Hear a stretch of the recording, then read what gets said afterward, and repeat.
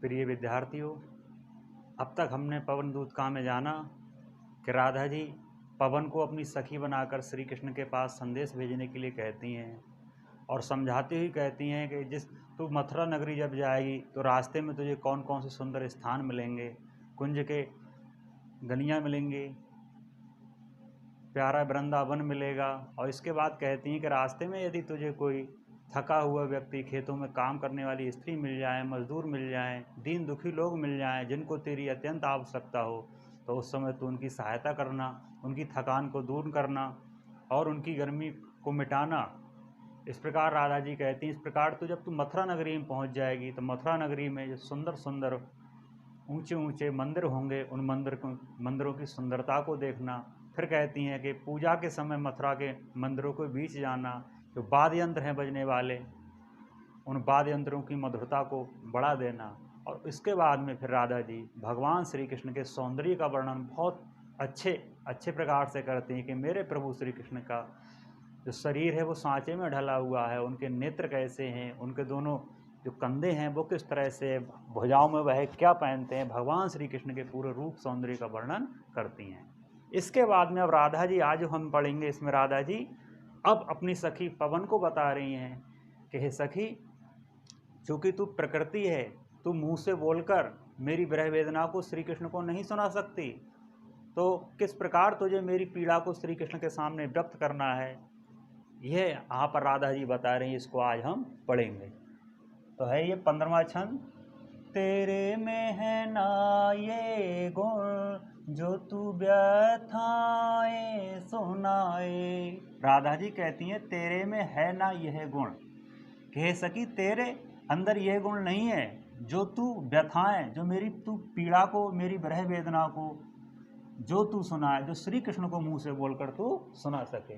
कह सकी तेरे अंदर ये गुण नहीं है जो तू मेरी व्यथा को, मेरी पीड़ा को श्री कृष्ण को मुंह से बोलकर सुना सके, क्योंकि तेरा मुंह नहीं है। इसलिए क्या करना, व्यापारों को यानी कि मेरी भावनाओं को, व्यापारों को, भावनाओं को प्रखरमती तीव्र बुद्धि से और युक्तियों से, अलग अलग उपायों से, युक्तियों से चलाना, व्यक्त कर देना। इसलिए व्यापारों को, मेरी भावनाओं को, अपनी क्रियाओं को तू क्या करना, अपनी क्रियाओं को, अपने संकेतों को प्रखरमती तीव्र बुद्धि के द्वारा अलग अलग युक्तियों से व्यक्त कर देना। क्या करना, बैठे हों जो निज सदन में, सदन महल में निज अपने बैठे हों जो, कि मेरे प्रभु श्री कृष्ण यदि अपने महल में बैठे हों, मेघसी बादल के समान कांति वाले, शोभा वाले, कि बादल के समान श्यामले रंग वाले या बादल के समान सौंदर्यशाली मेरे श्री कृष्ण बैठे हों जो निज सदन में, जो अपने महल में अकेले में बैठे हों, तो क्या करना, तो चित्रों को इस भवन के ध्यान से दिखाना। जो मेरे मेघ सी कांति वाले, मेघ से बादल के समान सौंदर्य वाले या बादल के समान श्यामले रंग वाले मेरे प्रभु श्री कृष्ण जो अपने महल में बैठे हों, तो उस महल के चित्रों को, उस महल के भवन के, यानी उस भवन के ध्यान से दिखाना। उस महल में, उस भवन में जितने भी चित्र हों, उन चित्रों को बड़े ध्यान से तू देखना। तो प्रथम 4 पंक्तियों का अर्थ क्या हुआ कि हे सखी, तेरे में ये गुण नहीं है जो तू मेरी व्यथा को श्री कृष्ण को मुंह से बोलकर सुना सके। इसलिए क्या करना, व्यापारों को, मेरी भावनाओं को, विभिन्न अपनी क्रियाओं को प्रखरमती से, तीव्र बुद्धि से, बड़ी युक्तियों से उसको स्पष्ट कर देना, युक्तियों से चलाना, यानी कि बता देना। कहने का प्राय है संकेतों के माध्यम से, विभिन्न क्रियाओं के माध्यम से तू मेरी पीड़ा को व्यक्त कर देना।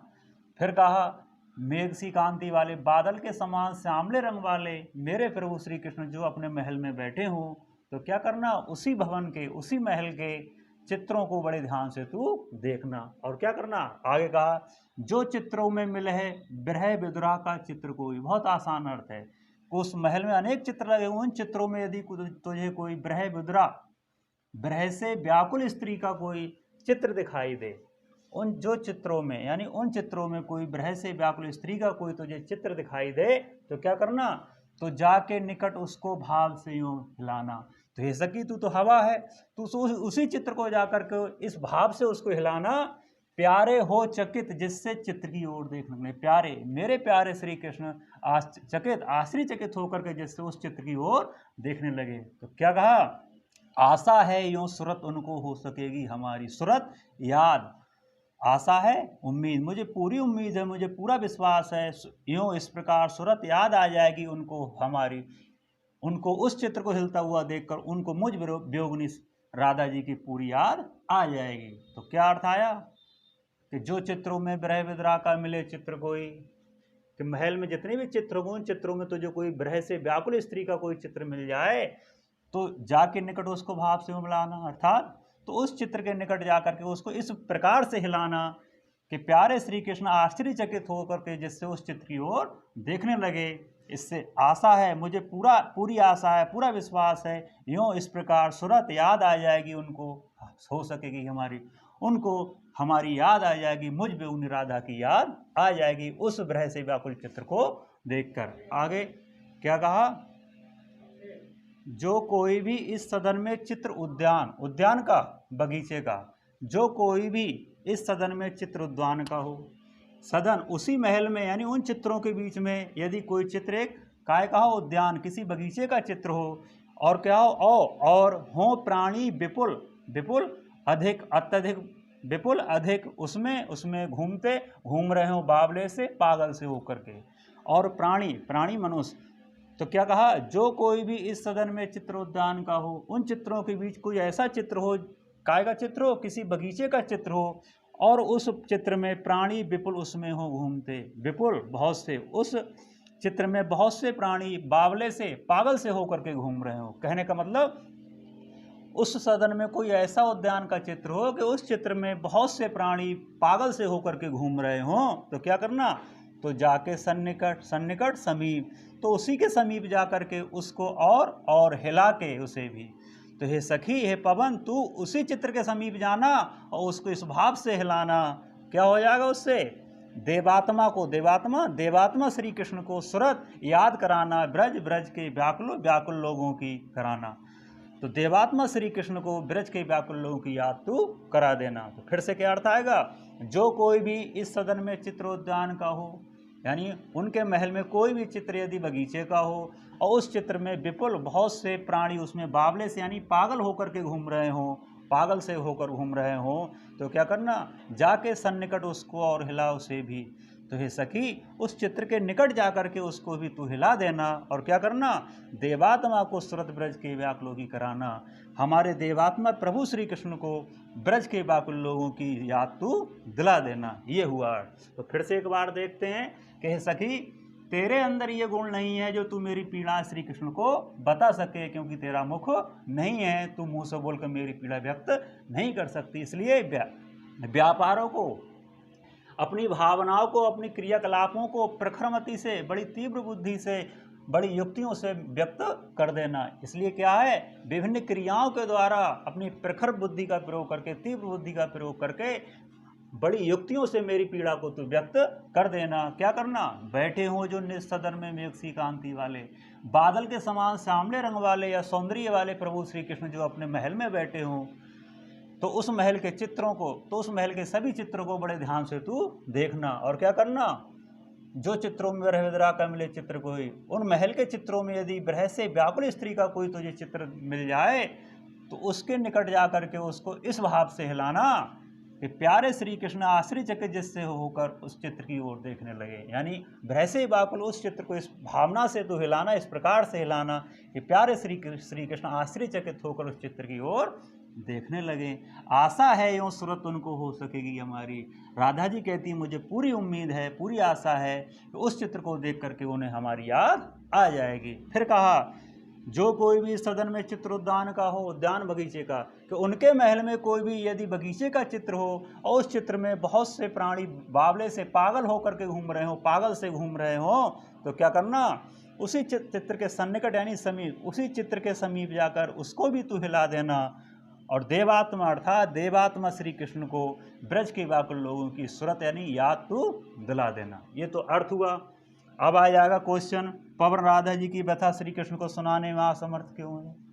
पवन राधा की व्यथा श्री कृष्ण को सुनाने में असमर्थ क्यों? क्यों सुनाने में? सुना नहीं सकती, क्यों? क्या लिखे? उत्तर क्या हो जाएगा, क्योंकि पवन प्रकृति है, प्रकृति का मुंह नहीं है, इसलिए वह बोलकर श्री कृष्ण को राधा की व्यथा नहीं सुना सकती। अगला क्या हो जाएगा, राधा श्री कृष्ण को अपनी याद दिलाने के लिए पवन से क्या कहती हैं, श्री कृष्ण को अपनी याद दिलाने के लिए क्या कहती हैं, यही तो कहती हैं, इसमें आया है। क्या कहती हैं कि श्री कृष्ण के भवन में विरह से व्याकुल किसी स्त्री का कोई चित्र हो तो उस चित्र को इस भावना से हिला देना, इस प्रकार हिलाना कि उसको देखते ही आश्चर्यचकित हो जाए श्री कृष्ण, और इससे उनको हमारी याद आ जाएगी। तो क्या कहती हैं राधा जी कि विरह से व्याकुल किसी स्त्री के चित्र को इस प्रकार हिलाना कि उसको हिलता हुआ देखकर श्री कृष्ण आश्चर्यचकित हो जाएं, इससे उनको हमारी याद आ जाएगी। आगे क्या आया, ब्रज के व्याकुल लोगों की याद दिलाने के लिए राधा जी पवन से क्या कहती हैं, ब्रज के लोगों की याद कब आएगी, तो इसमें अर्थ उत्तर है इसका। इसमें क्या कहती हैं राधा जी कि श्री कृष्ण के महल में यदि कोई उद्यान का चित्र हो जिसमें बहुत से प्राणी पागल से होकर के घूम रहे हों तो उस चित्र को तो हिला देना, उससे क्या हो जाएगा, श्री कृष्ण को ब्रज के व्याकुल लोगों की याद आ जाएगी। इस तरह से ये 3 क्वेश्चन हो गए। और क्वेश्चन क्या बन जाएगा, अलंकार कौन सा है, मेघसी में उपमा अलंकार हो गया, बाबले से यहाँ भी उपमा अलंकार हो गया। अब चूंकि राधा जी पवन से कह रही हैं, पवन क्या है, प्रकृति, अब प्रकृति से कहा थोड़ी जाता है, इसलिए मानवी कला अलंकार भी हो गया।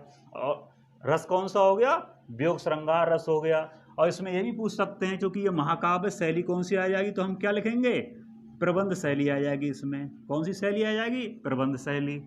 और ये पूछने लगे कि इस पद्यांश की भाषा क्या है, तो भाषा में क्या आ जाएगा, संस्कृत निष्ठ खड़ी बोली, संस्कृत निष्ठ खड़ी बोली क्या हो जाएगी, भाषा हो जाएगी।